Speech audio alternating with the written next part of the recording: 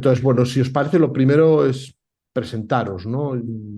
Aunque yo creo que ya, Enrique, tú has estado, bueno, pues yo creo que una ronda y que os presentéis vosotros mismos, que es más fácil. Si os parece. Yo tengo aquí a la derecha el primero a Nacho, o sea que si quieres tú, Nacho, empezar. Muy bien. Pues nada, muy sencillo. Yo soy Ignacio Durán o Nacho Durán, soy oncólogo médico. Desde hace ya pues unos añitos, yo me formé en el año 2002, terminé la residencia y vinculado a los ensayos clínicos pues prácticamente desde mis inicios. Es decir, que ya en aquellos años donde yo hice mi formación teníamos una discreta exposición a ensayos. Luego me marché al 12 de octubre, donde aquello estaba en plena ebullición, y después en mi formación en Norteamérica, en Canadá, estuve 3 años centrado en Early Drug Development, en ensayos fase 1, y ya pues desde ahí pues muy vinculado a todo el tema de ensayos, y encantado de que tengamos una sesión un poquito para discutirla. Así que gracias. Gracias a ti, Nacho, es un placer tenerte. Blanca, es la siguiente, la lista os veo así. Sí. Bueno, a mí ya, yo creo que me conocen, he estado varios días en el curso, pero soy farmacólogo clínico, eh, soy la responsable de la unidad de ensayos clínicos Valdecilla y bueno, pues mi actividad ha ido poquito a poco cambiando. En este momento el 100% es dedicaciones a ensayos clínicos, sobre todo en fases tempranas en el hospital. Muchas gracias. Enrique, el doctor Ocio.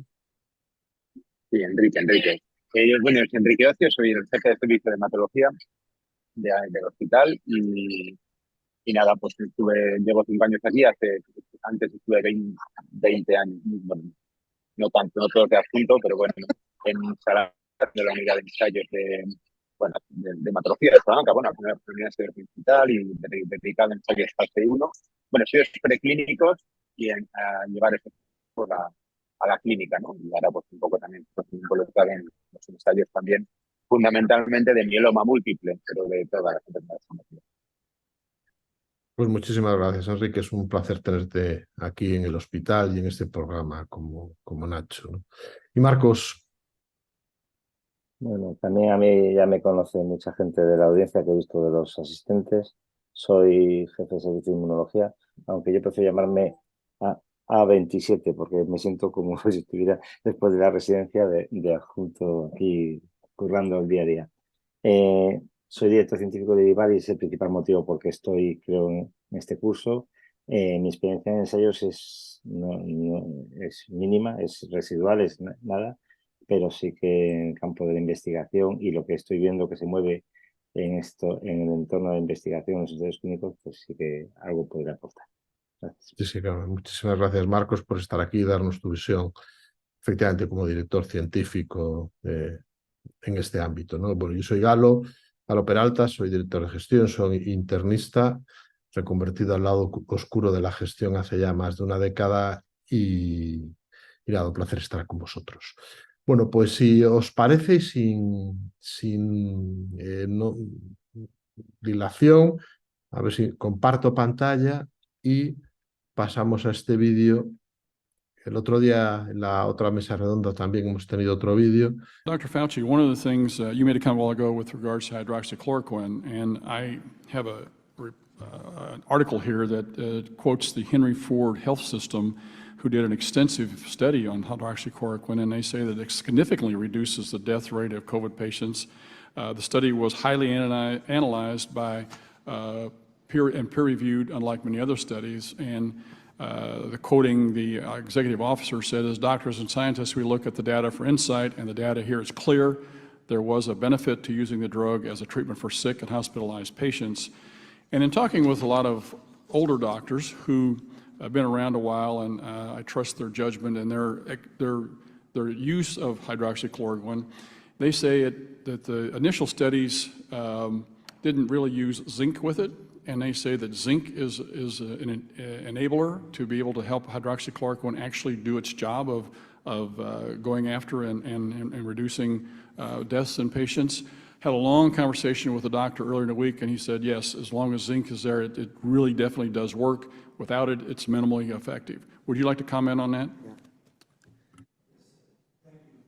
you for that opportunity to comment.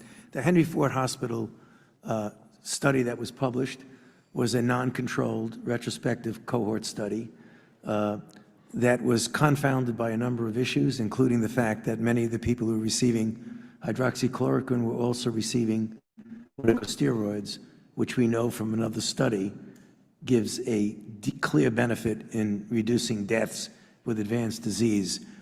So that study is a flawed study, and I think anyone who examines it carefully is that it is not a randomized placebo-controlled trial. It said it was peer-reviewed. It doesn't matter. You can peer review something that's a bad study, but the fact is it is not a randomized placebo-controlled trial.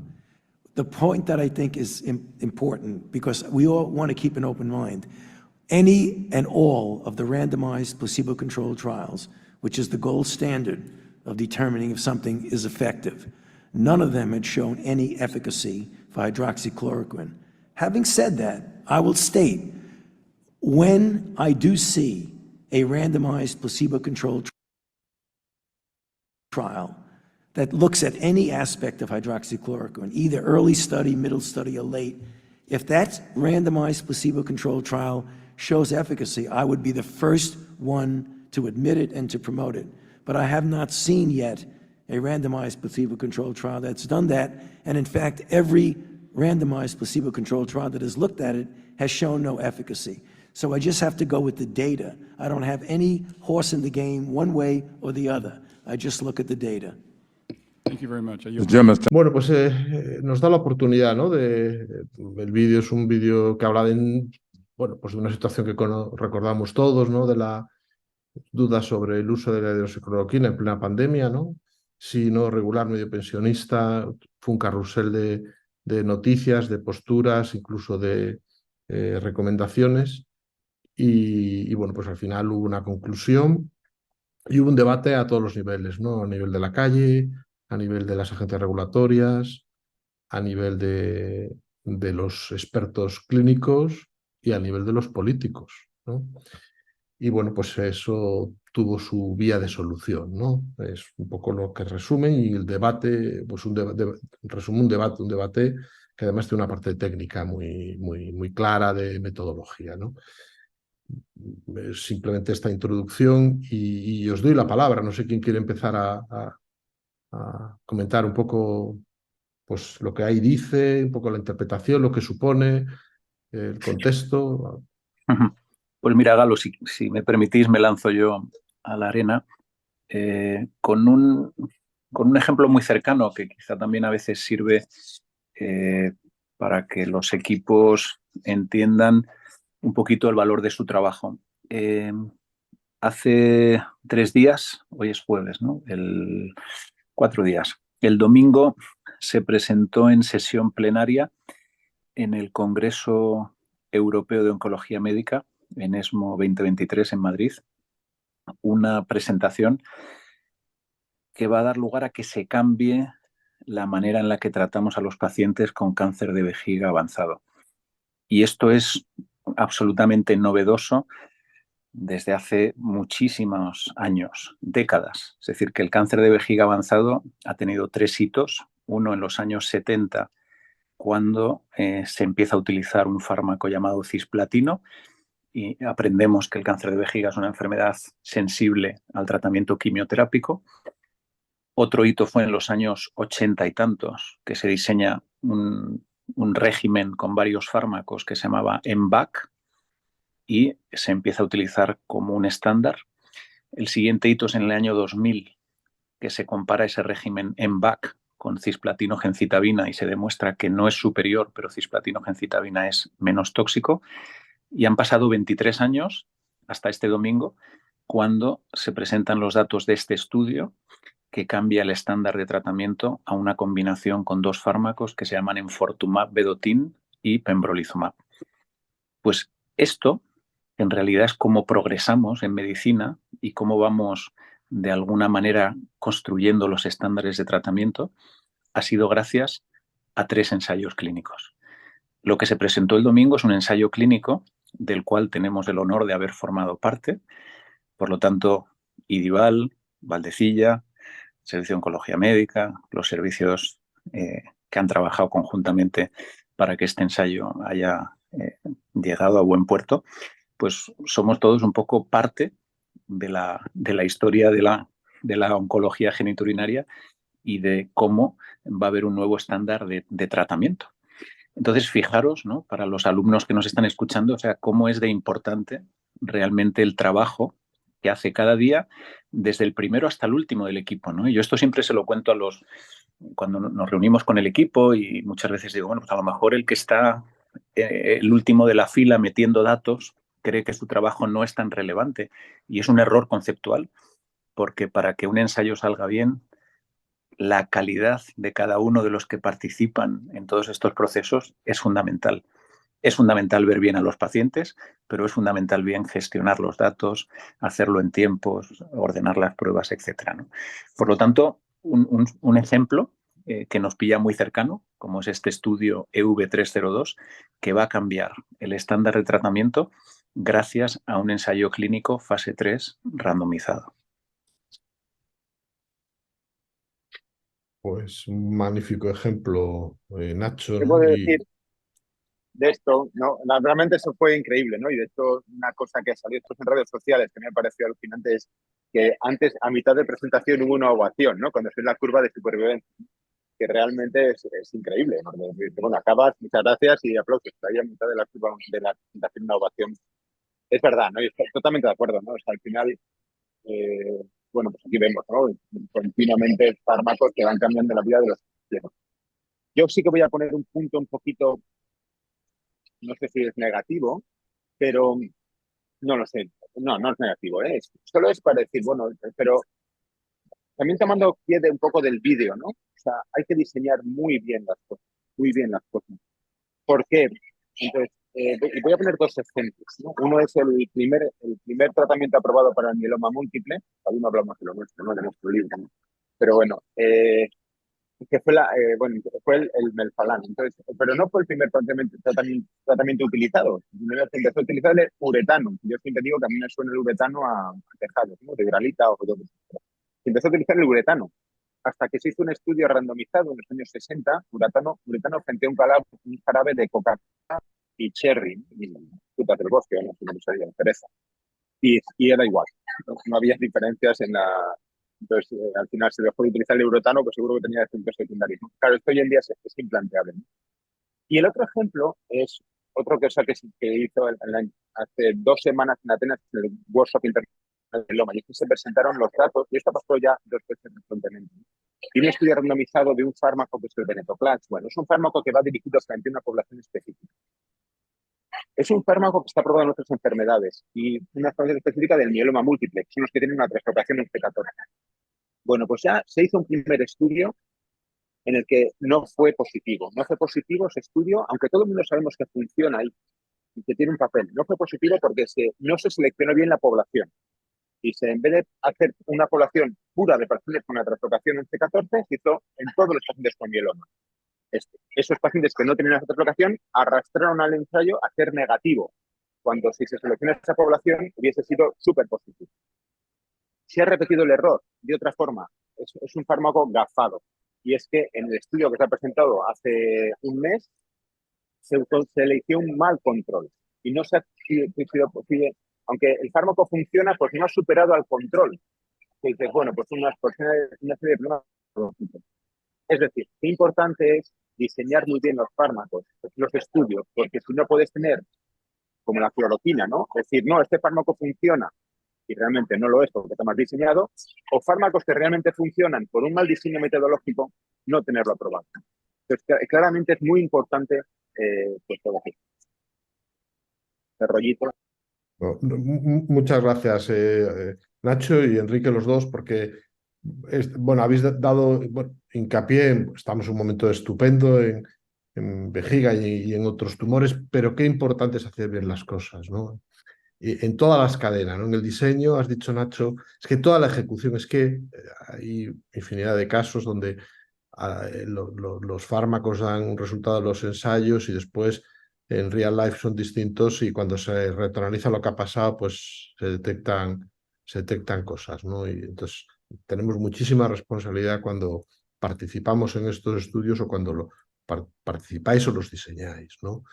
Y detrás de esto hay muchas personas que van a recibir la opción terapéutica derivada del resultado de los ensayos. Estamos en un entorno, bueno, súper serio. Y la fortuna de que España es el segundo país del mundo, esto es una cifra bien sabida, bueno, y lo es porque tenemos un magnífico sistema sanitario y hacemos bien las cosas. Pero en ese contexto hay que seguir y hay enorme competencia, ¿no? Y después es muy importante eso que ha dicho. Totalmente de acuerdo con que los medicamentos cambian la medicina, ¿no? Y los ensayos clínicos cambian la medicina, como decía Nacho Durán, pero también con Enrique yo comparto. Ha habido enfermedades. Hay una enfermedad para mí que me gusta mucho, que todo el que me conoce lo sabe, que es el lupus eritematoso sistémico. Una enfermedad inflamatoria sistémica mediada por anticuerpos. Y no hay un buen medicamento para el lupus, porque es una enfermedad que no tiene un claro diagnóstico, una clara clasificación, y los ensayos de una enfermedad mediada por anticuerpos con hiperactivación de células B, rituximab, nunca funcionó. Y fracasaron estrepitosamente cuando parecía que era la herramienta para bloquearlo. Después hemos visto que el fallo venía porque en los estudios multicéntricos hay que ser muy estricto, no solo con el diseño, sino con la inclusión de los pacientes, más cuando es un multicéntrico.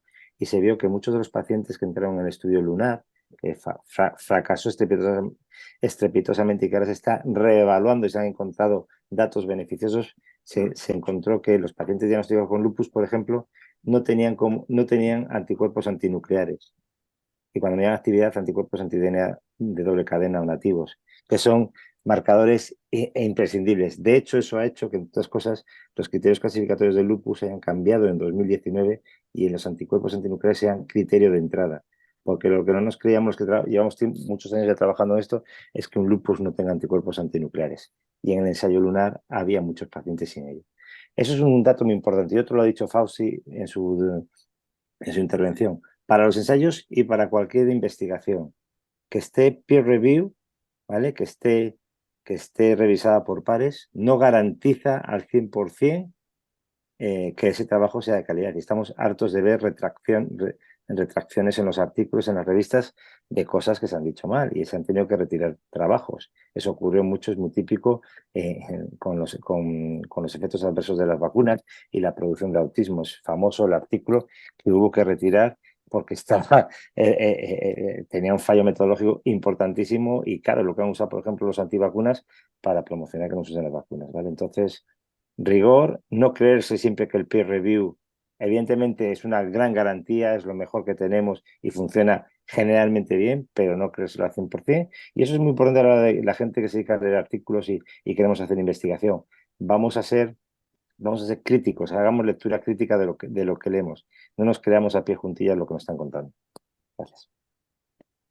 Sí, me gustaría añadir una cosa que yo creo que complementa lo que habéis dicho los tres. Y es que fijaros que estamos diciendo que los ensayos clínicos en muchas ocasiones, cuando intentamos reproducirlos, no funcionan, que los ensayos clínicos en ocasiones no están bien diseñados, cuando vemos que no ha funcionado, rediseñamos, nos volvemos a equivocar, pero al fin de cuentas, todo lo que estamos haciendo en el ensayo clínico, desde el inicio hasta el final, está recogido y está archivado. Es decir, sabemos por qué no ha funcionado y tenemos capacidad de análisis, porque hay un protocolo, hay un seguimiento de las visitas que hemos hecho, una recogida de todos los datos y un análisis posterior. Y esto solo pasa en los ensayos clínicos, nos pongamos como nos pongamos. Es decir, el método de trabajo dentro del ensayo clínico permite ir hacia atrás y reevaluar todo lo que hemos hecho y ver dónde está el error. O si era de método, si era de aplicación, si era de ejecución, de lo que fuera, ¿no? Yo creo que eso es importante. Eso es importante. Y en lo que te refieres al lupus, yo ahí convoco al doctor Ocio, porque el centro está a punto de abrir un ensayo con CAR-T en lupus coordinado entre el servicio de hematología y el servicio de reumatología, que no se ha parado ahí de momento, pero está en ello. No, sí, no, está en ello. Realmente es un ensayo que hay muy poquitos centros en el mundo. En España hay 2 centros que van a participar, de hecho, 2 y quizá ahora un tercero. Y es uno de los primeros centros que van a evaluar un CAR-T, terapia celular anti-CD19, para el lupus. Pero realmente es de las primeras veces que empieza a utilizarse terapia celular fuera de oncología, lo cual es oncología, con lo cual es muy interesante lo que hay Ojo, pero aclaremos que son para lupus muy, muy, muy refractarios, Sí, ¿vale? sí, por supuesto, por Hay supuesto. que empezar, ¿eh? Y, Empezar. Bueno, y ese sí que graves, y Empezar. no, graves. no. Esto, Sí, sí, que estamos también ahí trabajando, Hay que pero empezar. hay que empezarlo. Y hay otras patologías. Bueno, pues es una primera revisión, ¿no? Nacho ha levantado la Nacho, mano. perdón, sí. Nada, era un comentario. Bueno, primero, ya me he conseguido conectar por el ordenador, así que mucho mejor. He tenido que reiniciarlo. Se te ve No, mejor, se te ve mucho mejor, sí, que antes ya creo que se me veía la oreja solo. Vamos a ver, has comentado un dato ahí, Galo, que es muy cierto, pero que tiene sus matices, que es este, que somos el segundo país reclutador en ensayos, ¿no? Después de Estados Unidos, y obviamente somos mucho más pequeñitos que Estados Unidos en proporción.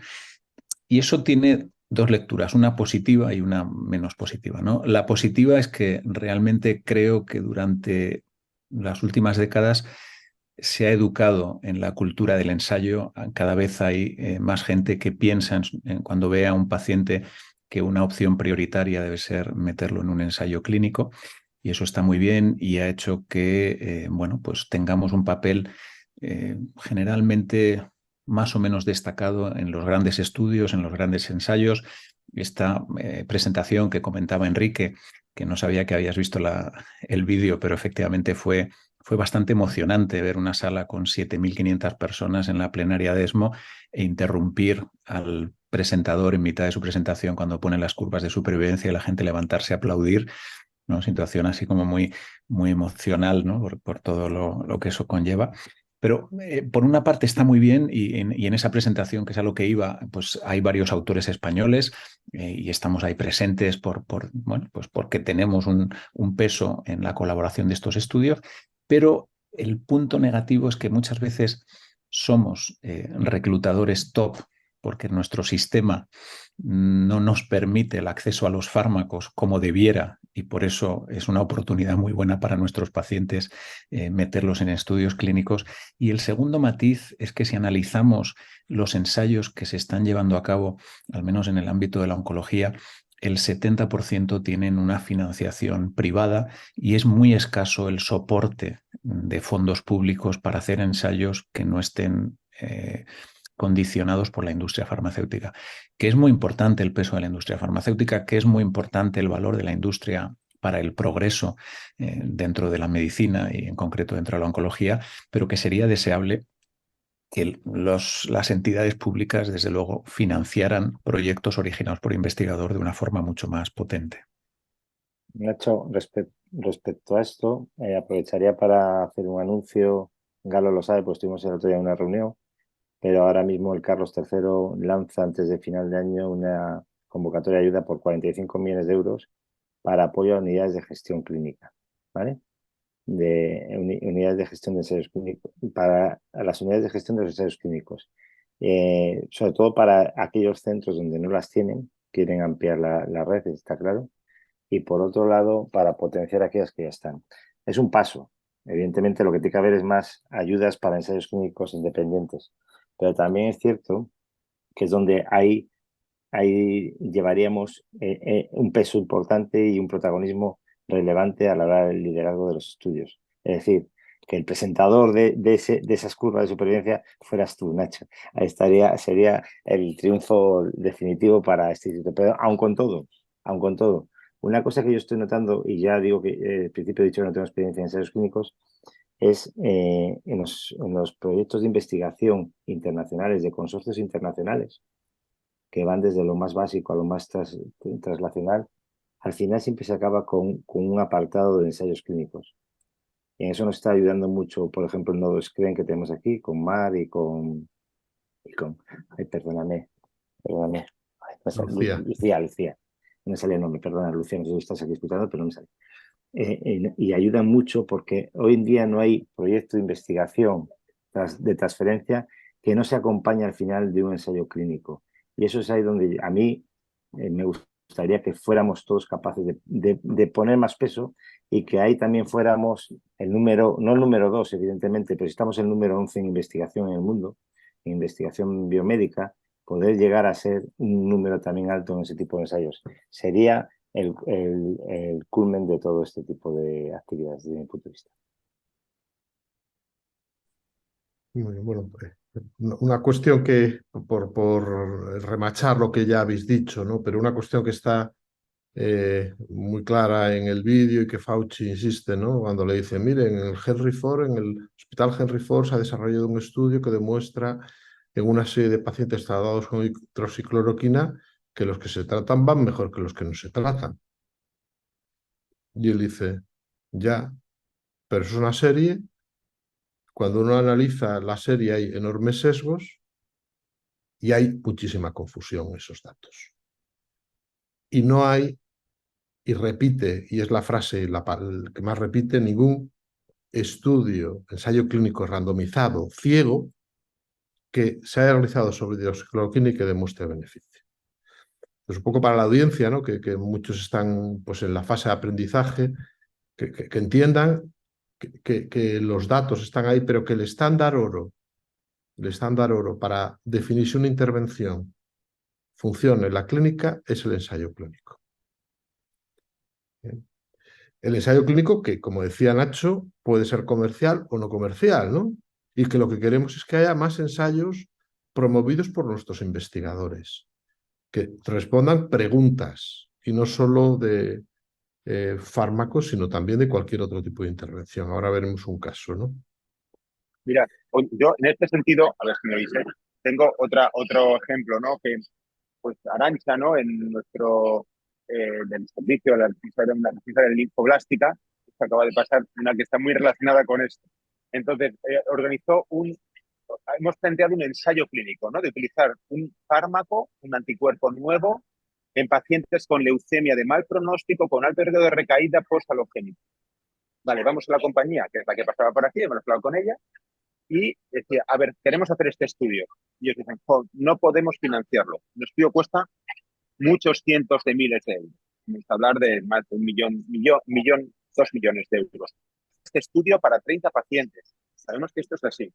Entonces, al final, lo que nos dan es, al final conseguimos que nos dieran el fármaco. Que ya estamos hablando de muchos cientos de miles de euros que nos den el fármaco.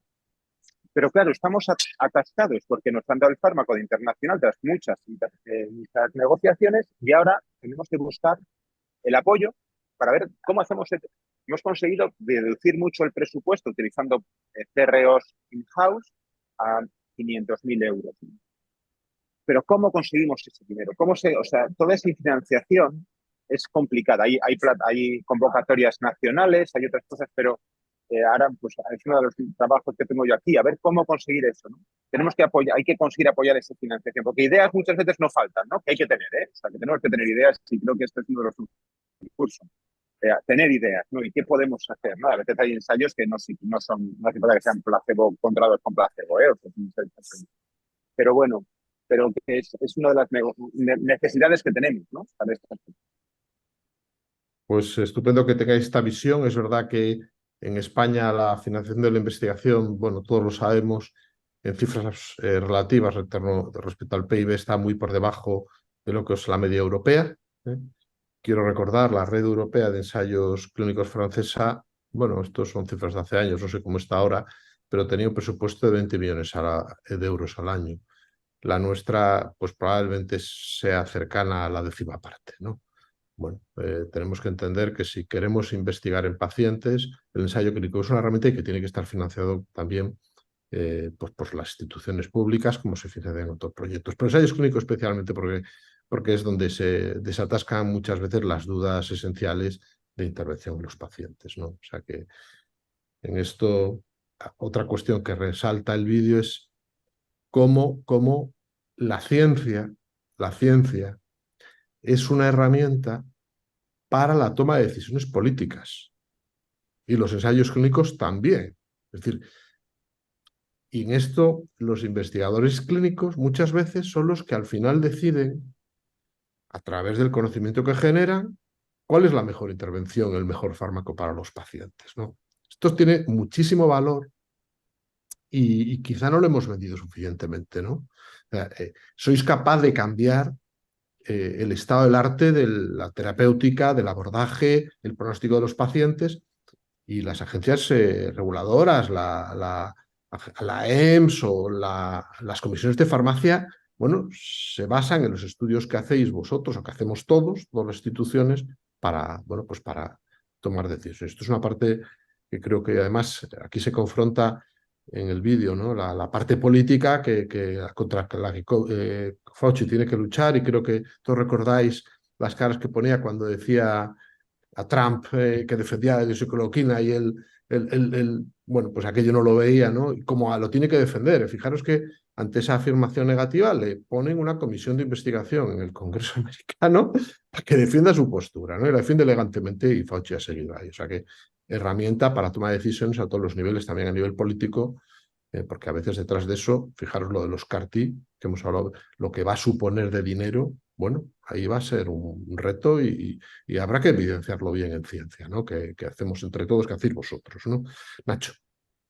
No, yo solamente quería decir que efectivamente esto que has comentado es algo que tenemos que anotar en el debe y que deberíamos ser mucho mejores a la hora de transmitir a los que nos gobiernan, a los que nos gestionan este concepto, porque al final es una inversión que tiene una rentabilidad a largo plazo mucho mayor de la que ellos aprecian. Y en España no tenemos entidades similares a las que existen en otros países, como puede ser Estados Unidos, como puede ser el Reino Unido o algunos países europeos, donde realmente hay unidades dedicadas a la financiación de proyectos de investigación en cáncer, donde hay unidades dedicadas a financiar esos ensayos clínicos que a lo mejor no son tan atractivos para la industria farmacéutica, pero que pueden contestar preguntas muy importantes y preguntas que luego pueden redundar ya no solo en el beneficio del paciente, sino en el beneficio del sistema. Pues ensayos donde a lo mejor plantearías esquemas con dosis más bajas de fármacos o regímenes distintos que probablemente sean igual de buenos, y que estos estudios nunca van a encontrar financiación por parte de la industria farmacéutica, cuyo objetivo, aparte de investigar y demás, pues obviamente, como es lógico, pues son compañías y lo que quieren es vender más y facturar más, ¿no? Entonces, estamos fallando en esto. Obviamente hemos mejorado y hay esfuerzos en distintas direcciones. Recientemente, desde la Asociación Española de Investigación para el Cáncer, desde ASEICA, se ha emprendido una línea pues bastante intensa, dirigida un poco a buscar una mejor interlocución, pero yo creo que los alumnos que nos están escuchando tienen que ser conscientes de que, siendo un país modélico para la ejecución de los ensayos, porque está mal que lo digamos, pero hacemos muchos ensayos, los hacemos bien y cumplimos bien en términos generales, es una pena que no tengamos un mayor soporte para poder hacer ensayos clínicos que contesten a una pregunta que se ha generado en el ámbito clínico y que no está mediatizada por ningún otro factor más allá de la medicina. Muchas gracias, Nacho. Bueno, esto conecta con otra cosa que estamos con una reflexión profunda estos días.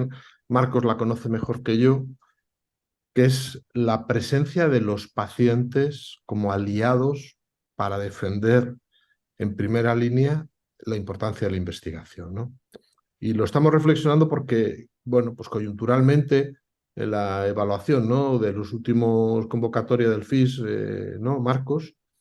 Nos hemos dado cuenta que la parte de participación de los pacientes, que ahora mismo cada vez es más un requisito, ¿no? Cuéntalo tú mejor, Marcos, que lo conoces mucho mejor. Ahora mismo, a la hora de los proyectos de investigación, y asumo que será también a la hora de evaluar ensayos clínicos, hay dos aspectos fundamentales que tienen tanto más peso, incluso echan abajo proyectos que tienen una buena hipótesis y unos buenos objetivos planteados, que son dos aspectos que los echan abajo. Uno, la gestión de los datos.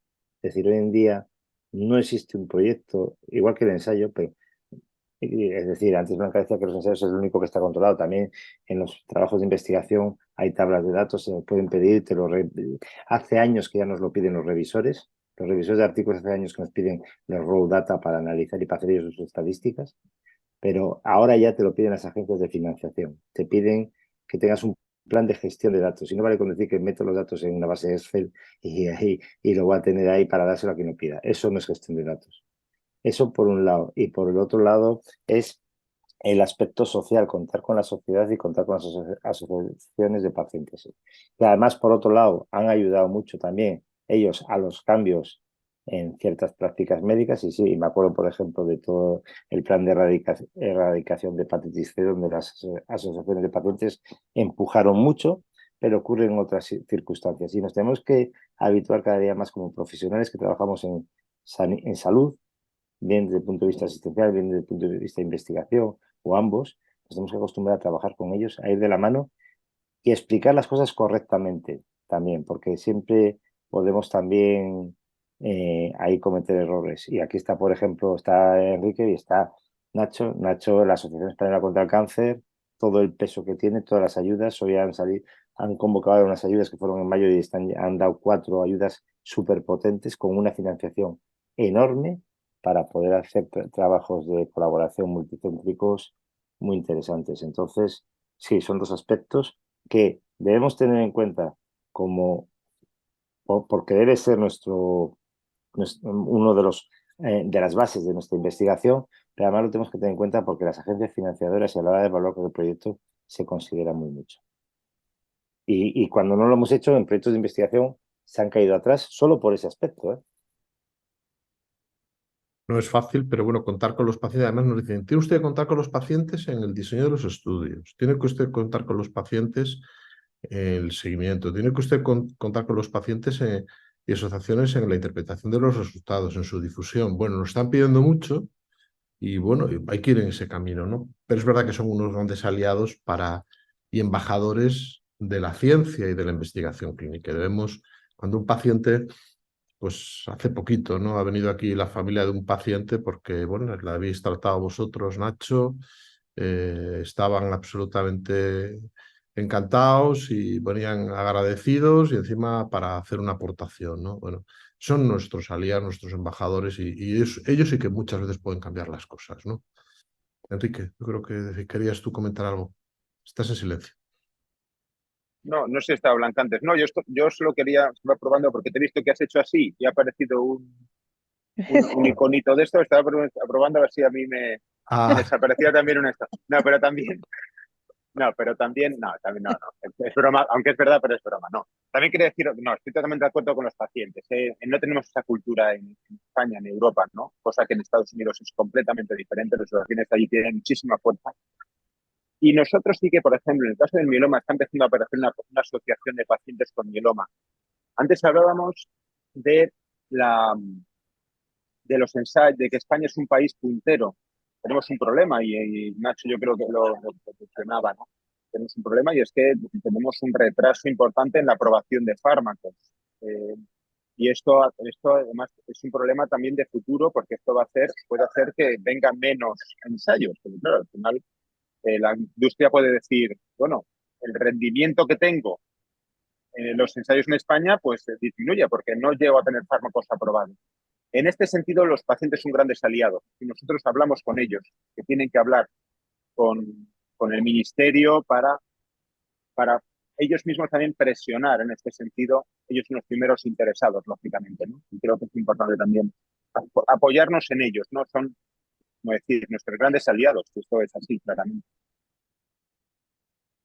Muy bien, pues muchas gracias por estas reflexiones. Yo sí, pues parece voy a compartir la pantalla para 2 cosas. Uno, este estudio, bueno, creo que es muy representativo, es uno más. Ya habéis hablado de varias cosas, varios estudios que han cambiado el estado del arte. Este es un estudio, bueno, pues liderado desde aquí en España, ha participado en este hospital y responde una pregunta que tenía hasta el momento de este estudio, que es del año pasado, una respuesta errónea basada en conceptos fisiopatológicos.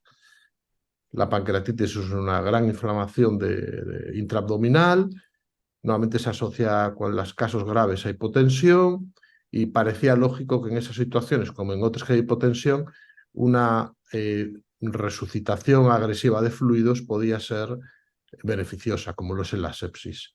Bueno, pues simplemente lo que hace es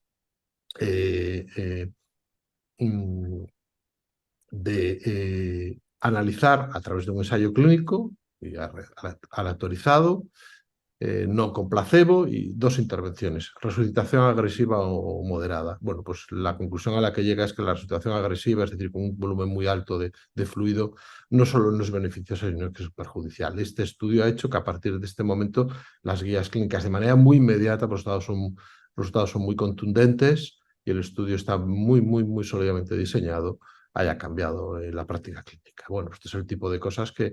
Y es porque es un ensayo clínico, es una intervención experimental que permite definir aisladamente en este estudio, mejor si hay más, qué es mejor, ¿no? O sea, lo importante que es la herramienta de diseño del estado clínico y un estudio que, por otra parte, no tiene financiación comercial, ¿no? Bueno, pues siguiendo la línea de lo que comentamos y un poco intentando ya pasar a la parte esta de preguntas, ¿no? Preguntas muy reflexivas, pero que nos pueden dar pie a ver lo que piensan las personas que nos están oyendo, a las que, bueno, creo que debemos dar las gracias también porque han estado ahí atentos durante estos 8 días y a las 4 de la tarde, ¿no? Muchos días picos de prácticamente 100, bueno. Y vamos a lanzar la pregunta, ¿no? Acordaros que lo vamos a poner bueno, en el chat. Perdonad, que lo tenía que haber puesto antes, si no lo he puesto, lo voy a poner ahora mismo. Y para que lo podáis coger directamente. Ese es el link. Y si os metéis en el link y queréis votar, hay un número de código que tenéis que meter. Bueno. A partir de ahí, abrimos enseguida el plazo de votaciones. Si vosotros queréis también votar, pues enseguida lo abrimos, si soy capaz. Perdonadme, porque os tengo aquí en la medio de la pantalla y no me deja. Ahí está, ¿no? Bueno, y la pregunta es muy genérica, pero nos da pie a nosotros también para argumentar, ¿no? ¿Debe potenciarse desde un punto de vista institucional la participación en ensayos clínicos? Deben los hospitales, deben las organizaciones, deben en los entornos sanitarios, los sistemas sanitarios, deben los políticos potenciar en un entorno público, privado, aquí no especificamos, pero bueno, nosotros estamos en un entorno público, la participación en ensayos. Hay 5 respuestas, se puede responder varias. Sí, porque suponen los ensayos un beneficio para los pacientes. Sí, porque suponen un beneficio para el centro. Sí, porque suponen un beneficio para la sociedad. Sí, porque suponen un beneficio para los investigadores. No está justificado potenciar los ensayos clínicos. Esa es la quinta. Bueno, pues abrimos el periodo de votación, le damos Start. Podéis ir votando ya, ahora mismo estamos en el aire. Os dejamos 15 segundos para los que estáis al otro lado que votéis. Vemos la respuesta y hablamos un poco del tema. Nos da pie también la pregunta a hablar de pros y cons, porque nada es perfecto. O sea que si mañana nos toca alguno a la lotería, nos toca 1 millón de euros, seguro que todos estamos encantados, pero eso también te genera una serie de problemas, ¿no? De gestión, de no sé cuánto, de no sé qué, de Hacienda, ya no te digo. Entonces, bueno, lo paramos. Bueno, y fijaros como la mitad dice que supone un beneficio para los pacientes, un 17% de 23 votos porque supone un beneficio para el centro, un 83% prácticamente porque supone un beneficio para la sociedad, un 17,4% porque supone un beneficio para los investigadores y ninguno dice que no está justificado potenciar los ensayos clínicos. Bueno, esto es una cosa muy importante, ¿no? Nadie piensa de los que ha votado que no hay que potenciar o incentivar los ensayos clínicos en una institución, ¿no? Bueno, y esto da pie para que hablemos, ¿no? No sé quién quiere empezar ahora en esta pregunta, que la he quitado, si queréis la puedo dejar, la pantalla. Vale. Todas las anteriores son correctas y sorprende que solo un 50% estén convencidos de que es un beneficio para el paciente, ¿no? Que en realidad, bueno, yo creo que ese número debería ser más elevado, ¿no? Yo creo que es que la respuesta es beneficio para la sociedad resume las otras 3. Sería como todas las otras son válidas. No, es que a veces el ensayo no es un beneficio para el paciente. De hecho, está implícito en el alma del ensayo. Es decir, cuando se reclutan a los pacientes para los ensayos, lo primero que las buenas prácticas clínicas nos ponen clarito es que no se le puede decir que va a ser un beneficio para el paciente. Es que el resultado del ensayo es incierto y puede resultar en un beneficio o no. Ni siquiera les podemos decir que va a ser beneficioso porque van a estar más rigurosamente seguidos, porque el seguimiento que tendrían si no entran en el ensayo clínico debería ser igual de bueno que si entran en el ensayo. Por tanto, la primera es condicionada, es decir, no siempre van a resultar, desde mi punto de vista, un beneficio para los pacientes.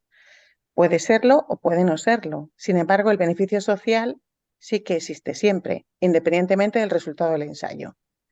Por tanto, es A ver, mi opinión, yo en esto, bueno, es que yo creo que se puede tomar desde muchos puntos de vista, ¿no?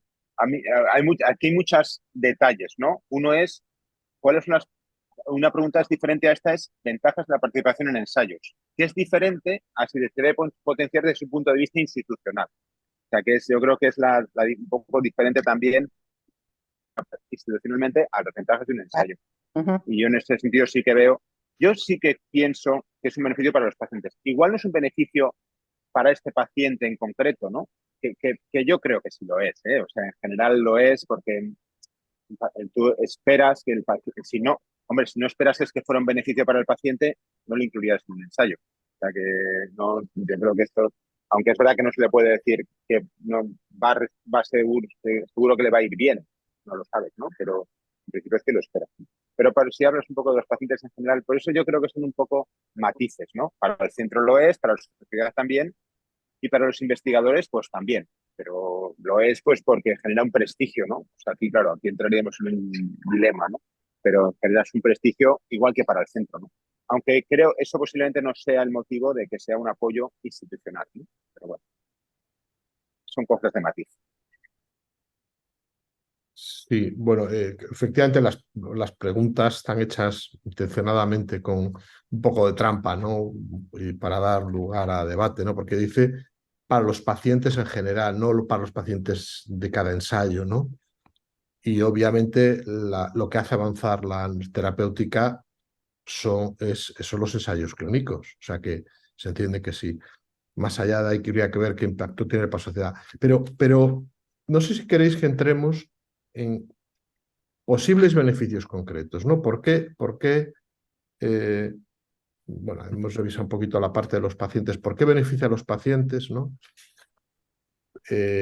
Alguien ha dicho, están mejor monitorizados. Bueno, un poco que si queréis reflexionar sobre los datos que hay en la literatura, ¿no? Sobre lo que implica para un centro estar en un ensayo, ¿no? Desde el punto de vista quizá esto da lugar a pie, ¿no? Un poco para argumentar también a nuestros mayores, que la gente que está oyéndonos lo entienda, ¿no? El ensayo clínico para los pacientes, ¿qué supone, no? Yo, como paciente individual y como pacientes colectivos y como pacientes de un centro. Yo creo que esto es muy importante, Galo, y la comunicación que el investigador tiene con el paciente, y en este caso nuestra comunicación con la sociedad y con los alumnos que nos están escuchando, es muy importante porque a veces hay interpretaciones sesgadas sobre lo que suponen los ensayos clínicos, algunas veces con intenciones un poquito más perversas de intoxicar, ¿no? Entonces, a veces se interpreta que el ensayo clínico es solamente una herramienta por la cual los investigadores se van a hacer millonarios, error conceptual de bulto, y que esto hay que compartirlo con los alumnos y que tienen que entender que esto no es realmente así y que no es, desde luego, los recursos asociados que llevan, no es la motivación principal de ningún equipo investigador para participar en un ensayo. Segundo error conceptual es soy una rata de laboratorio, una cobaya, porque entonces aquí me van ustedes a dar algo que no sabemos. Bueno, pues yo creo que esto es un error también de concepto y que generalmente si se le explica bien al paciente, bueno, pues se puede corregir esa percepción, ¿no? Yo lo que le suelo explicar a los pacientes es, mire usted, cuando uno está en un ensayo, como decía Blanca, todo lo que yo hago, hay alguien que viene por detrás y me lo revisa. No quiere decir que los pacientes que yo trato fuera de ensayo los vaya a tratar mal, pero el hecho de que yo tengo alguien que revisa todo lo que yo hago es una especie de control de calidad. Es decir, me tengo que ceñir a unos estándares y lo tengo que hacer todo muy bien y no me debo dejar ningún detalle porque si me lo dejo me van a tirar de las orejas. Y yo creo que eso es bueno y me parece que es bueno. Por otro lado, todo se hace de una forma muy organizada, muy predefinida, dentro de unos tiempos muy estrictos, que de hecho a veces se lleva un poco al extremo. Hoy acabo de tener un screening failure por un señor que se pasa 3 días de la fecha límite desde el diagnóstico porque no pudimos hacer las pruebas antes y porque había una duda diagnóstica en un TAC que nos ha obligado a hacer varias pruebas de imagen. Bueno, pues esto al principio te enerva, luego lo modulas y luego lo aceptas. Son las reglas del juego y a veces son demasiado estrictas. Y esto pues también hay que compartirlo cuando se explica lo que es un ensayo, ¿no? Y yo cuando les digo las partes negativas son, uno, usted va a participar en un estudio donde por una parte le vamos a dar el fármaco convencional o le vamos a dar un fármaco que pensamos que es mejor, pero que como decía Blanca, no lo sabemos. Puede ser mejor o puede no serlo. Esto es una cosa que en los aspectos negativos. Y en los aspectos negativos también le digo, usted va a entrar en un circuito muy poco flexible. Es decir, si usted viene a mi consulta y la semana que viene se casa su prima, pues yo le puedo separar la consulta X días, pero si usted está en un ensayo y resulta que esos X días son más -2, más-3 y no tengo más flexibilidad porque aquí hay mucha gente en todo el mundo que está recibiendo este tratamiento y tenemos que hacerlo, perdón, todos de una manera muy similar para que esto sea válido. Por lo tanto, a lo que iba es la comunicación tanto hacia el paciente como hacia la sociedad de en qué consisten los ensayos y por qué tienen un valor añadido, yo creo que es muy importante. Y el resumen, y lo hemos venido diciendo, es, uno, sin ensayos realmente no hay progreso. Yo muchas veces lo llevo a ejemplos estúpidos. Le digo, mire usted, el ibuprofeno que usted se está tomando hace años pasó por un ensayo y alguien tuvo que testar cuál era la dosis ideal del ibuprofeno y alguien lo comparó con otros fármacos. Es decir, que aunque usted no lo crea, casi todo lo que utilizamos desde el punto de vista terapéutico se ha testado antes dentro de un ensayo clínico. Punto número 2, aparte de ser una herramienta para el avance, usted va a estar en un corsé que va a aumentar mucho también pues, la calidad de cómo lo manejemos, ¿no? Muchas gracias, Nacho, por esta reflexión que yo creo que compartimos todos plenamente, ¿no? Y también, bueno, o sea, para los pacientes queda claro, ¿no? Pues, y para el centro, ¿no? No sé si alguien quiere hablar de lo que pensáis que supone para un centro que tiene la oportunidad de tener a sus pacientes en ensayos clínicos como Valdecilla. ¿Qué diferencias hay de no tener ensayos a tener ensayos, ¿no? ¿Qué cosas tangibles podemos decir, oye, estas cosas nos aportan los ensayos como un centro, ¿no? A mí me parece que hace que los centros de excelencia, no es el 100%, pero un centro de excelencia internacional son centros que se caracterizan, entre otras cosas, por tener muchos ensayos y por tratar bastantes ensayos. Creo que esto da prestigio al centro, convierte al centro en centro de referencia al que le derivan pacientes. Es una práctica, yo creo que de alta calidad. Es verdad lo que dice Blanca, que deberíamos tratarles igual a los pacientes, pero la realidad también es verdad que esto te hace una práctica excelente, ¿no? En los ensayos. Y después genera un espíritu, yo lo puedo decir, de colaboración, ¿no? Al final del ensayo, yo creo que es mi forma de verlo, es un espíritu de colaboración entre todos los servicios. Al final el ensayo de hematología, un ensayo que al final acaba haciéndolo radiología, medicina nuclear, anatomía patológica, y esto genera Esto pasa con todos los pacientes, esto es obvio, ¿eh? Pero bueno, el hecho de estamos todos investigando, ¿no? Es una investigación clínica que apoya el conocimiento, que apoya el mejor tratar para los pacientes y creo que genera excelencia y genera gran calidad, ¿no? Bueno, yo pienso que es muy importante el beneficio para la institución. Sí, yo estoy totalmente de acuerdo con lo que dice Enrique y voy todavía un pasito más allá. Es decir, la manera en la que hacemos las cosas en el seno de un ensayo clínico es una manera muy tasada, en la que intentamos minimizar los sesgos, intentamos homogeneizar los procedimientos. Cuando uno se dedica al ensayo clínico, después es muy fácil que en la faceta asistencial, fuera del ensayo clínico, se comporte de la misma manera. Es decir, todas las notas, todos los evolutivos que hacen los facultativos en el seguimiento de un paciente en ensayo clínico, eso lleva no quiero decir una rutina, pero sí una manera de hacer las cosas que después se traslada al resto. Al final, probablemente haya muy poca diferencia en la manera en la que se ven los pacientes incluidos en ensayo clínico en una consulta de los que no lo están. Es decir, ese plus de rigurosidad se imbuye en toda la actividad, pero no solo en los facultativos, pasa lo mismo con las enfermeras, con sus registros, pasan, o sea, las enfermeras que salen de ensayos clínicos y se van a otro ámbito no cambian de la noche a la mañana, sino que están acostumbradas a hacer las cosas de una manera, y es una manera que es beneficiosa, porque no se nos escapan cosas, porque nos obliga a estar muy atentos, porque se registra todo. Yo creo que eso es siempre beneficioso para el centro, ¿no? La manera de trabajar. Muy bien. No sé si queréis hacer algún comentario también sobre los aspectos económicos de lo que implica para los Yo ensayos. solo decir que me tengo que ir, ya lo siento, pero estoy en el Congreso Español, ya os he dicho antes, y ya siento los problemas de conexión y que además tengo que dejar. Enrique, muchísimas gracias, de verdad. Muchísimas gracias a vosotros. Muchas gracias. Sí, sí. Gracias. Galo, si quieres, tomo yo ahí el guante, recojo el guante. Yo creo que esto también es muy importante, que lo entienda la gente que nos está escuchando. Luego, si quieres, tú abundas un poco sobre cómo se reparten los recursos que generan los ensayos clínicos y cómo eso redunda en que el centro pueda crecer y que cómo realmente los grupos que hacemos ensayos clínicos soportamos a una serie de personal que al hospital le cuestan 0 euros y que contribuyen de una forma muy importante a que estos ensayos también se puedan acometer, ¿no? Es decir, que hay equipos enteros de data entries, de coordinadoras, de farmacólogas, de enfermeros que están financiados gracias a los fondos que generan los ensayos clínicos. Y yo creo que esto es muy importante, y es una cuestión que es bueno que hablemos de ella, ¿no? O sea, que el ensayo clínico, yo creo que se ha comentado, beneficia al paciente, yo creo que en eso estamos todos convencidos. Yo creo que el ensayo clínico beneficia al centro y es una cuestión también, como decía Enrique, de prestigio, de calidad, es un marchamo de que las cosas se hacen bien.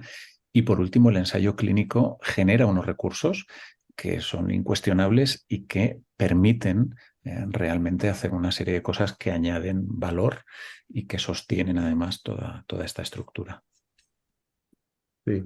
Hay un aspecto, Nacho, que yo creo que además vosotros habéis estudiado, ¿no? Que es el tema de los fármacos dentro de los ensayos, ¿no? No sé si quieres hacer aquí alguna pieza. Sí. Esto fue tenemos un enfermero de ensayos muy inquieto, con una gran inquietud investigadora y que, bueno, pues está realizando su tesis doctoral alrededor de esto y ya hizo un trabajo inicial en el que de alguna manera evaluó el impacto en ahorro, en gasto farmacéutico que tenía que los pacientes participaran en ensayos clínicos, ¿no? Y las cifras eran realmente impresionantes.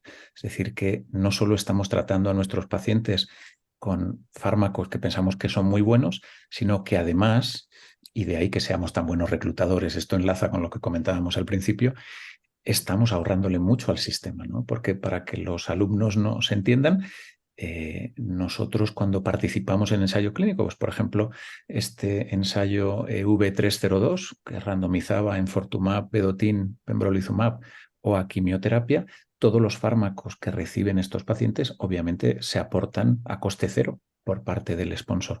Con lo cual, bien te toque la rama experimental, que en este caso se ha demostrado que es mejor, pero no mejor un poquito mejor, sino el doble de mejor, o bien te toque la rama control, ambos fármacos están cubiertos. Por lo tanto, al sistema tú le estás produciendo un ahorro porque está dejando de gastarse una cantidad importante de dinero en fármacos y encima estás aportando un valor adicional porque a los pacientes a los cuales les ha podido corresponder ese fármaco experimental van a tener mejores resultados.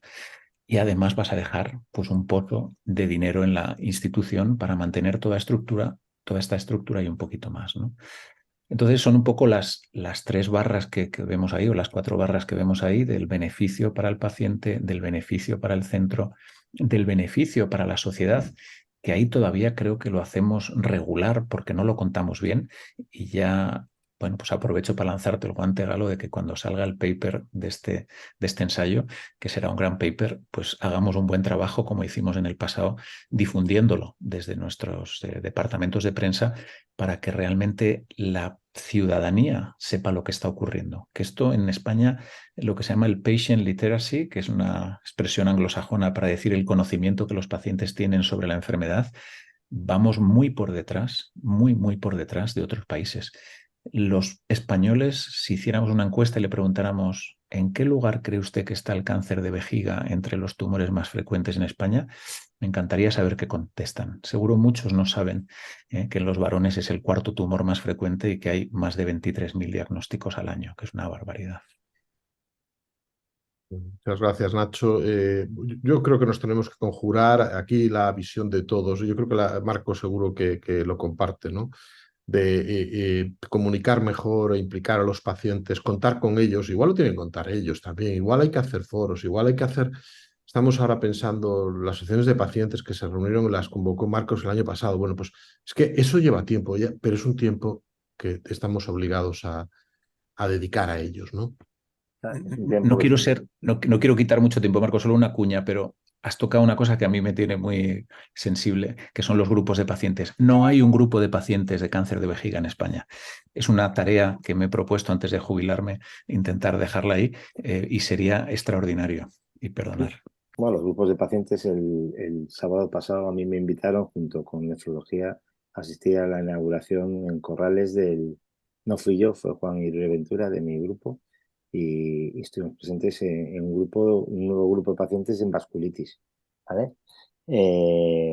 Fundamental los pacientes, tenemos que seguir apostando por ellos. Quizás Nacho, es cierto que aquí no hay ese patient literacy que tú dices, pero probablemente porque en este país la sanidad ha sido gratuita. Y el paciente ha ido muy de la mano del médico, ha confiado digamos, el médico completamente confía en el médico, y el paciente, por ejemplo, en Estados Unidos, tiene que aprenderse lo que le cuesta la asistencia, tiene que aprenderse las enfermedades en las que está de riesgo, y los seguros se lo hacen aprender. Eso también es otra situación que hace que esa gente esté tan entrenada o sepa tanto de enfermedades, igual no tanto en nuestro país. Ellos saben perfectamente la incidencia, tienen tablas de riesgo, se lo calculan todo, saben el dinero que ahorran al mes o al año para tener pendiente si tienen esta complicación o la otra, y eso aquí no lo tenemos. También no estaría de más, ahora aprovechando esto, y esto ya no tiene que ver con investigación, pero que también transmitiéramos esa información de lo que cuesta todo esto que hacemos, porque muchas veces también sé que sientan fatal, pero la gente se daría cuenta de que todo cuesta, todo lleva su peaje, y eso sería importante. Y así tendrían esa cultura en la que, por supuesto, tenemos que participar. Ya, como dijo Galo, hemos convocado, tenemos la intención clara desde IDIVAL de interaccionar más con las asociaciones de pacientes, porque son partners con nosotros y no son nuestros pacientes, son nuestros... Con ellos tenemos que ir de la mano. Sin duda, o sea, no puedo estar más de acuerdo, y como ejemplo o como muestra un botón, la hepatitis. ¿Cuándo realmente cambió la hepatitis? Cuando los pacientes se echaron a la calle y dijeron hasta aquí, ¿no? Entonces, aquellos que nos gobiernan realmente no quieren tener problemas en la calle, no quieren que el ciudadano esté descontento. Pero para que un ciudadano tenga capacidad de reclamar, primero tiene que conocer. Y entonces es una labor que tenemos que hacer nosotros. Es cierto que es un cambio cultural, porque como tú muy bien decías, quizá ha habido una relación demasiado paternalista médico-paciente en nuestro entorno, donde el paciente se entrega plenamente a su médico y no cuestiona nada, y donde el médico tampoco tradicionalmente explica demasiado las opciones y el beneficio relacionado con cada una de ellas o el posible perjuicio. Y esto depende de dónde te hayas formado y qué cultura tengas médica. Si te sientas y hablas con un paciente, le dices, pues mire usted está en tercera línea de tratamiento, si usted quiere yo le sigo dando quimioterapia, pero la probabilidad de que yo a usted le beneficie probablemente no excede un 5%, un 10%, y usted tiene estos problemas y estos otros. Esa discusión es complicada. Es más fácil darle al botón, yo siempre se lo digo a los residentes, es mucho más fácil poner tratamiento que no ponerlo. Ponerlo son 3 clics, clic, clic, clic. No ponerlo supone sentarte, tener una discusión informada con el paciente, sopesar pros y contras y a lo mejor llegar a la conclusión de que el mejor tratamiento para ese paciente es no ponerle más tratamiento. Pues esto tenemos que cambiar un poco ese approach, ¿no? con nuestros pacientes. Tenemos que informarles y contarles algo más. Yo muchas veces lo hago y al final, desgraciadamente, el 90% de las conversaciones terminan con esa frase de, doctor, usted es el que entiende de esto, lo que usted diga.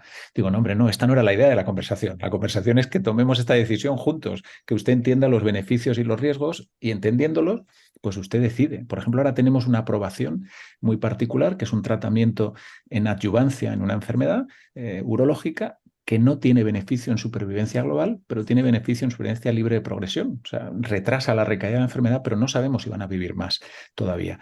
Y tiene unos riesgos, hay unas toxicidades asociadas. Pues esta discusión hay que tenerla con el paciente y decirle, mire usted, normalmente no pasa nada, pero hay 1 de cada 5 señores que van a tener una toxicidad que puede ser crónica de por vida, ¿vale? Y a lo mejor usted está curado porque le hemos operado de su enfermedad, pero sabemos que este tratamiento dilata, extiende el tiempo hasta la recaída, pero yo no sé si le estoy ayudando y va a vivir usted más. Entonces aquí tenemos que tomar una decisión entre usted y yo.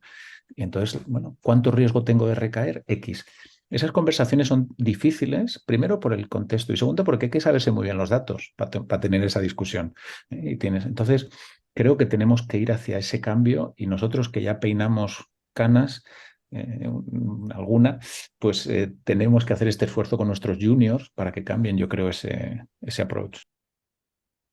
De todas maneras, yo creo que, y lo has apuntado tú también, Nacho, al principio de la charla, el entorno condiciona mucho, que decir, y el hambre agudiza el ingenio. Entonces, cuando decimos que si nos hemos comportado como padres con nuestros pacientes y que solamente esperan a que nosotros tomemos la decisión sin compartirla, claro, cuando hablamos de Estados Unidos y de que esta gente sabe todo, que las asociaciones de pacientes conocen muy bien la patología, las alternativas terapéuticas, son capaces de presentarse de manera voluntaria a los ensayos clínicos, claro, ya lo dijiste, muchas veces porque o te buscas la vida o si no, no tienes tratamiento posible, si no es a través de un seguro privado, ¿verdad? El otro día nos presentaban una herramienta para mostrar a través de los hospitales los ensayos que estaban activos y esta herramienta que era americana, vamos, para el mundo sobre todo sudamericano, pero muy influenciada por el mundo anglosajón, tenía una pestaña en la que el paciente al clicar se presentaba voluntario como candidato a ser incluido en un ensayo clínico. Eso en nuestro entorno no, es decir, no está al alcance. ¿Cómo se reclutan a los pacientes? Pues no se reclutan, o no es lo habitual reclutarlos a través de las asociaciones de pacientes, sino a través de los propios facultativos que llevan a los pacientes, ¿no? El boca a boca entre los oncólogos, el boca a boca entre los hematólogos, el boca a boca entre los reumatólogos, los digestólogos, que saben que tienes un ensayo activo en tal sitio, que lo pueden ver y que presentan candidatos, pero no es el paciente el que se presenta. Es decir, el salto cualitativo tiene muchas variables y yo creo que no es fácil, que no es muy fácil y que no solo depende de las asociaciones y que llegar al conocimiento de dónde encontrar la información, de dónde es complejo, ¿no? Tiene mucho de pedagogía y mucho de trabajo de zapador y no solo es el portal de la Agencia Española del Medicamento mostrando los ensayos que tenemos activos en España, es complejo, ¿no? Todavía. Puedo introducir un tema ahora con las asociaciones de pacientes y los ensayos clínicos. Sí, ¿Qué pasa con los fármacos huérfanos y con las enfermedades raras? Sí, sí. Porque estamos hablando de oncología, de hematología, podemos hablar de enfermedades autoinmunes, pero ¿cómo dejamos de eso que queda al albur prácticamente de esa financiación competitiva? ¿Vale? Y de hecho Europa tiene ahora toda una línea de enfermedades raras, pero ahí tenemos un problema que vamos pasando de soslayo, año tras año, en general todos. ¿vale? Está Orfanet en España y la promoción de esos ensayos, pero muchas de las asociaciones de pacientes que hay vienen de esa necesidad que ha dicho Blanca. La necesidad de que tienen un hijo, 2 hijos en España, 4 hijos en España con una enfermedad que nadie se preocupa de buscar o nadie invierte su esfuerzo en buscar esa ayuda, ¿no? Y cada día Y no tenemos han más. perdón. No, Sí. sí, es un No, poquitín y no han abrir ese funcionado, debate. no han funcionado para nada los esfuerzos de las agencias reguladoras ofreciendo prolongaciones de patentes para fármacos y asistentes si se hacía un desarrollo pediátrico o un desarrollo en fármacos en enfermedades huérfanas. No han valido para nada, no han funcionado y han intentado muchas cosas, pero esto sigue igual. Esto pasa, como tú dices, a través de el tema anterior, ¿no? Que es la investigación independiente con las asociaciones de pacientes, apoyando, claro. Muy bien, gracias. Bueno, antes Nacho esbozaba, volviendo hacia atrás, ¿no? Si estábamos hablando de beneficios del tema económico. Bueno, estos datos que son públicos, están en nuestra memoria de 2 años y, bueno, hay un concepto que es el de coste indirecto, que está sancionado en el ámbito de la investigación para los que nos oyen, ¿no? Y que está reflejado en la normativa de ensayos clínicos, ¿no? Dentro de lo que está en la normativa española, la europea y en la de Cantabria. Pero el concepto de coste indirecto es un ingreso que compensa los gastos hechos por la organización para el desarrollo de los estudios. En este caso, ensayos clínicos, y veis que el coste indirecto que ingresa, esto ingresa a IDIVAL, aunque es un coste que su mayor parte se despliega en el hospital y que después reinvertimos en investigación. Y bueno, pues ha sido en el año pasado de 1.600.000 euros. Que, bueno, pues ayuda a mantener toda esta estructura y también a apoyar las ayudas de investigación que tenemos en el instituto, más allá de los fondos que dispone cada grupo, que provienen de ensayos, con los cuales contratan personal, etcétera, ¿no? Bueno, o sea que sin duda los ensayos clínicos tienen esa parte de motor, ¿no? De motor para la actividad de investigación e innovación de los entornos sanitarios, ¿no? Pero bueno, yo perdonadme, nos quedan 10 minutos. Y hemos hablado de un mundo idílico donde todo es bueno, los ensayos. Y el que nos oiga al otro lado dirá esto, no, o sea, no todo es maravilloso, ¿no? De los ensayos. No lo es, aunque nos toque 1.000.000 de euros. Lo que decíamos antes, digo, toca el dinero, ¿verdad? Hacienda, no sé qué, tal. Bueno, entonces, bueno, hay cuestiones que dentro de los ensayos clínicos son exigentes, ¿no? Y una de ellas es que los ensayos clínicos requieren de un conocimiento, de un expertise, de un entrenamiento de personal dedicado y de una estructura que en su conjunto los despliegue. Hacer ensayos clínicos solo, creo que todos lo sabéis, es imposible. Y si se hacen solo, lo habitual es que genere problemas, ¿no? Y es verdad que los ensayos clínicos los hace oncología, o los hace hematología, pero alrededor hay toda una serie de estructuras que tienen que estar dimensionadas, ¿no? O sea que hay un esfuerzo organizativo. No sé si queréis comentar a este respecto. Comentaba Marcos que el propio director del Instituto San Carlos III nos anunció la ayuda para puesta en marcha de nuevas unidades de ensayos clínicos y declaró que una de las cuestiones que querían potenciar es la ampliación o el apoyo en servicios, entre comillas, auxiliares, que no son auxiliares porque son centrales, que participan de alguna manera y hacen posible los ensayos, que son los servicios centrales, ¿no? Hablo específicamente de los servicios de radiología como un elemento fundamental y que además está siendo tensionado. O sea, es algo conocido por las entidades financiadoras que quieren ahora mismo de alguna manera potenciar. Se va a financiar obra civil, equipamiento personal, ¿no? Entonces, bueno, no sé si queréis comentar a este respecto, Nacho, algo, cómo podemos ayudar a que todo esto, que es muy importante y que creo que es necesario planificarlo para estar a la máxima altura y hacerlo bien, ¿qué podemos hacer en este aspecto, ¿no? En este y otros aspectos que suponen los ensayos, porque efectivamente, estamos convencidos todos de que nos benefician a todos los niveles, pero obviamente requieren también un esfuerzo. Bueno, vamos a ver, varios matices. porque efectivamente yo creo que en estas mesas redondas donde tenemos que reflexionar sobre determinados temas, no solo hemos de exponer la parte bonita de la historia, sino también la parte más dificultosa, ¿no? Yo sigo preguntándome por qué todavía no conseguimos atraer a más pacientes a ensayos clínicos en determinados centros.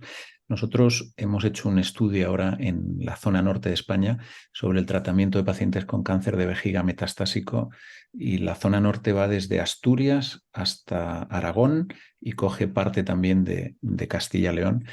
Y hemos preguntado cuántos pacientes se trataban en ensayo clínico.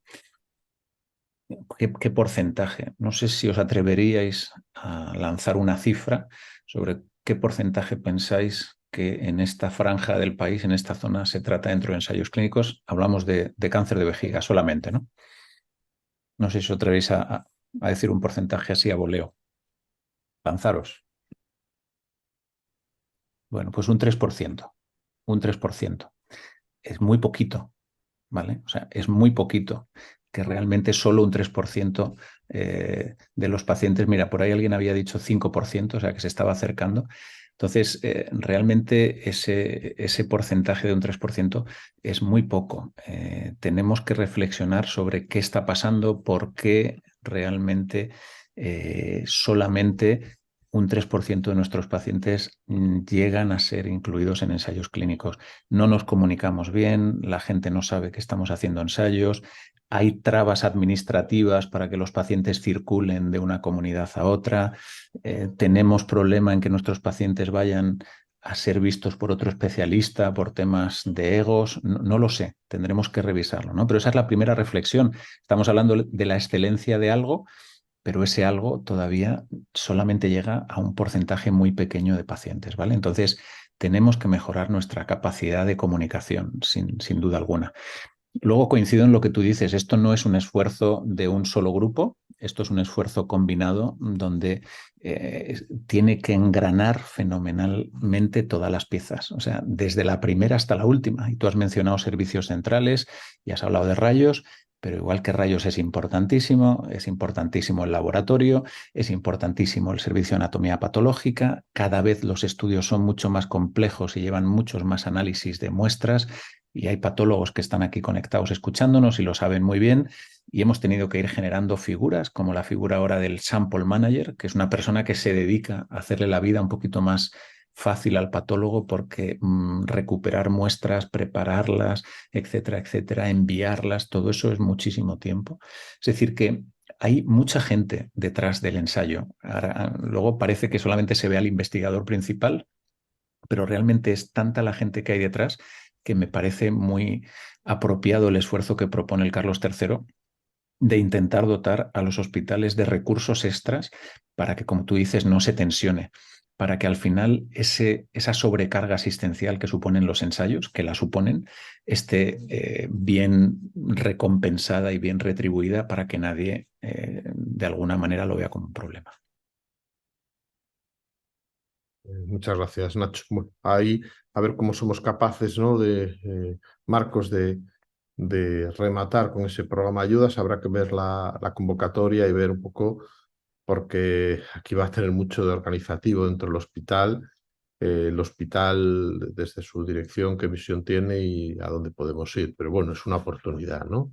No garantizada, porque son ayudas competitivas. Está claro, hay 45 millones, ya nos han avisado que la mayor parte del presupuesto no va a ir para la parte de fortalecimiento, sino que va a ir para la parte de creación de nuevas unidades. Eso también lo han dicho, lo avanzaron. Pero iremos viendo, veremos la convocatoria y ahí pediremos ayuda a esas partes tensionadas que tenemos dentro de los ensayos clínicos dentro de la unidad, a que nos aporten ideas para intentar competir, e iremos a por ello, evidentemente. Todo lo que sea potenciarlo será fundamental. Estoy quedando sin batería, voy a ver si lo pongo a cargar, ¿eh? Vale, fenomenal. Bueno, nos quedan 4 minutos. Habíamos dicho que íbamos a acabar a las 5:30 y yo os pido una reflexión final, ¿no? Bueno, de qué cosas pensáis que tenemos que enfocar como claves, ¿no? ¿Cuáles son los aspectos? Podemos decir 1, 2, 3 en los que tenemos que enfocarnos para seguir avanzando en investigación clínica, la incorporación de algunas personas como tú, Nacho, como Enrique. Bueno, pues el esfuerzo que se ha hecho ha sido muy importante para el hospital, pero tenemos que seguir avanzando y si no avanzamos retrocederemos, ¿no? Pues creo que no tenemos ninguna duda, o sea, y no hay opciones de quedarse quieto, ¿no? ¿Qué cuestiones pensáis que dónde tenemos que enfocar, ¿no? ¿Dónde tenemos que enfocar? Si queréis, empiezo yo. Yo creo que hay 3 pilares para mí fundamentales en este momento. Uno, ya lo hemos comentado, que es la integración en todo lo que es el proceso de ensayo clínico de los pacientes, que no es tarea fácil. Segundo lugar, organización de recursos. Y esto es vital. Es decir, es verdad que en los últimos años hemos crecido muchísimo, pero si la actividad no está organizada, bien organizada, teniendo en cuenta a todos, a los servicios centrales, y eso incluye radios, los laboratorios, los que nos dedicamos a los ensayos clínicos, el personal que es ajeno al hospital, pero que está dentro del hospital y que tiene que seguir unos circuitos concretos, es decir, organización de recursos, tanto materiales como personales. Y en tercer lugar, y no menos importante, espera que se me ha ido, en tercer lugar, sí, la información, los sistemas de información. Si no tenemos unos buenos sistemas de información, nos va a pasar lo que ya está pasando. Antes de ayer o ayer comentaba con un servicio concreto del hospital que decía, no es posible que estemos haciendo todas las espirometrías que estamos haciendo a los pacientes que en este servicio están incorporados en ensayos clínicos y después los pacientes vengan a una consulta al servicio y tengamos que repetir la espirometría con el aparato del hospital porque las espirometrías que estáis mandando fuera no se incorporan a la historia clínica electrónica. Por tanto, la tercera pata para mí donde tenemos que trabajar ahora es en los sistemas de información, ¿no? En integrar las plataformas que estamos utilizando y tener todos los datos que estamos recopilando de los pacientes en su historia clínica, porque si no, al final el promotor disfruta de ellos, pero es que los datos son del paciente y tienen que estar ahí incorporados. Y esto genera duplicidades, al final utilización de recursos que no tenemos que malgastar, etcétera, ¿vale? Esa es mi opinión. Muchas gracias, Blanca. Nacho, Marcos. Mira, yo voy a empezar por una frase que comentaba el otro día en una conversación con un medio y demás. La frase es muy sencilla. Yo creo que sin investigación médica, sin investigación clínica y translacional, no hay progreso. Y desde luego los ensayos clínicos forman parte, son una parte de la investigación clínica. Desde luego que hay mucho más detrás de la investigación, pero una pata, desde luego que no podemos obviar, es los ensayos clínicos. Por lo tanto, esto lo hemos de tener muy presente si queremos ser, desde luego, una sociedad que avance y que progrese. Blanca ha cubierto casi todo, por lo tanto, a mí me quedarían 3 áreas: comunicación, comunicación y comunicación. Es decir, tenemos que comunicar mucho mejor lo que hacemos y lo tenemos que comunicar en distintos sentidos. Tenemos que comunicarlo hacia nuestros colegas, que a veces pueden malinterpretar lo que supone un ensayo clínico, lo que implica y que a veces solamente ven la parte de sobrecarga, etcétera, etcétera.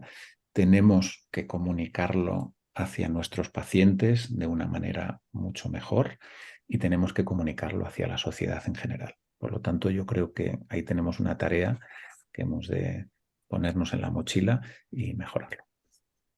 Muchísimas gracias, Nacho. Marcos. Todo el apoyo a la investigación en ensayos clínicos creo que es una pata fundamental de la investigación que se hace en los hospitales y que redunda indirectamente en la asistencia, como bien se ha dicho en toda esta sesión. Es incuestionable que el ensayo clínico ha ayudado a avanzar y ayuda a avanzar en la medicina, por lo tanto, ninguna duda. Pido que esa expertise, ese conocimiento y todo ese networking que nos hace el participar en ensayos clínicos, le traslademos a ese campo en el que tenemos que avanzar desde el IVAL y en nuestra institución, que es, tenemos que salir al extranjero, tenemos que salir a Europa. Y en Europa hay cantidad de consorcios y iniciativas donde el ensayo clínico es una de las patas que van a esos consorcios. Si tenemos expertise, si estamos avanzando en expertise, metámonos en ese tipo de iniciativas. Seamos parte de los equipos multidisciplinares multicéntricos internacionales que participan para conseguir financiación. Ahí tendremos financiación para el tipo de ensayos que no siempre cubre la industria, que también se ha hablado aquí. Es un debe que yo creo que tenemos con los ensayos clínicos y creo que como director científico de IDIVAL yo siempre insisto en ello. Me encanta que tengamos ensayos, me encanta cada que te veo, Nacho, porque tú estás liderando en esos grupos multicéntricos de ensayos cada que te veo. En todos los papers, además son papers en revistas de primer impacto, de primer decir, de referencia, pero aprovechemos ese expertise para ir más allá. Y en Europa, que sé que también me consta que grupos como el vuestro, de oncología, estéis empezando a entrar, seamos más incisivos. Tenemos que ir ahí. Es donde ganaremos realmente al final, seremos el número 1, no el número 2 del mundo en el desarrollo de ensayos.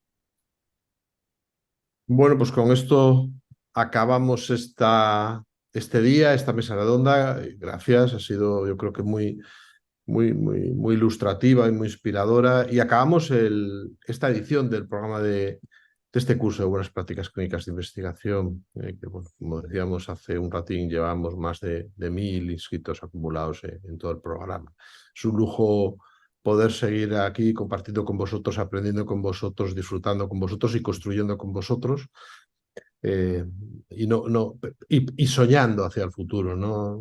Durante toda la conversación creo que hemos dejado claro que tenemos ambición, que queremos seguir creciendo, que queremos mejorar y que además lo queremos hacer generosamente contando con todos, con pacientes, con otros compañeros del hospital y otros servicios, cuestión imprescindible y muy relevante en este momento, y con toda la sociedad, que es en realidad trabajamos y estamos aquí porque la sociedad nos lo pide y trabajamos para ella, ¿no? Pues nada, un placer y que tengáis magnífica tarde. Muchas gracias. Muchas gracias. Gracias. Saludos.